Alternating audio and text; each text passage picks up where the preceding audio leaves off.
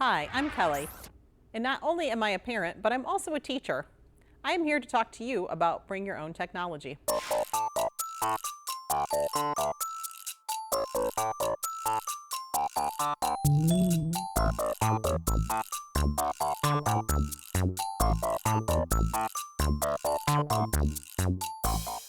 Having computers in K-12 schools is not a new concept, as you know. For over 25 years, most teachers have given their students an opportunity to work in computer labs at least once or twice a week.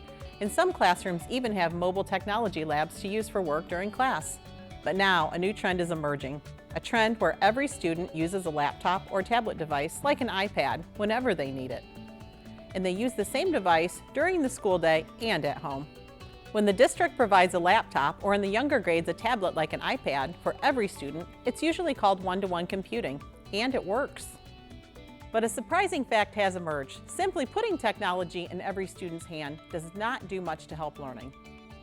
However, learning does improve significantly when students have a technology tool that they can take home at night. In short, providing the technology at home increases time on task, and that improves learning. The model we're using, it's bring your own device. So these are devices owned by the student. Each student has whatever device they might have available. Some have a smartphone, an iPhone or an Android phone. Some have iPads, some have their own laptop. So it's a multitude of devices that we're already using at home. They're just now allowed to bring it to school and use it for school purposes as well.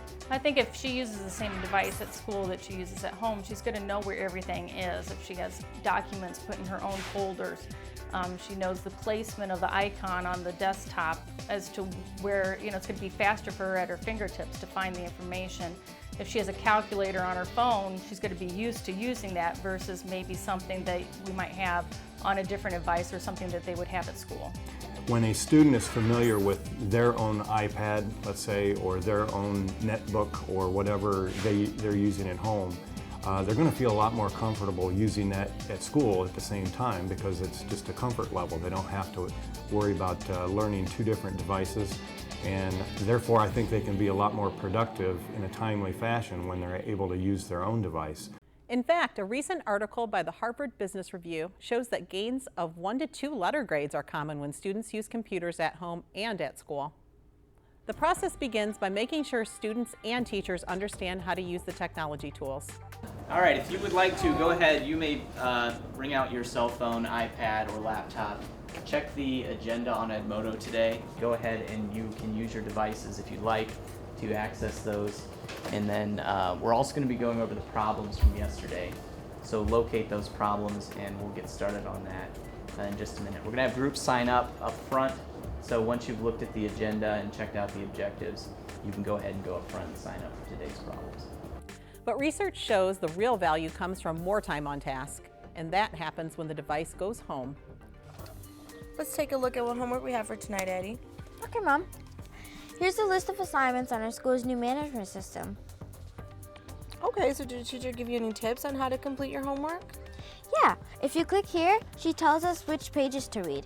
And if you click here, it shows us a short video that helps us understand our homework. Oh, wow, okay, well, let's get started. Learning Management Systems, or LMS for short, is the key to helping one-to-one computing improve student learning. This software, available both in paid and free versions, helps teachers organize assignments, provide content which helps students complete assignments, and can even include quizzes to help students check their own understanding of topics. Of course, not every student can afford a computer, and not every home has internet access. However, our research shows that in Ohio, over 60% of elementary students and almost 90% of high school students, even those in low-wealth areas, can access the internet after school. And many districts find that even if they cannot purchase a computer for every student, that the district is able to provide a laptop, or for younger students, a tablet device, at little or no cost for these students with the greatest financial need. But perhaps the most important reason to start one-to-one computing in school is to prepare students for college and a career.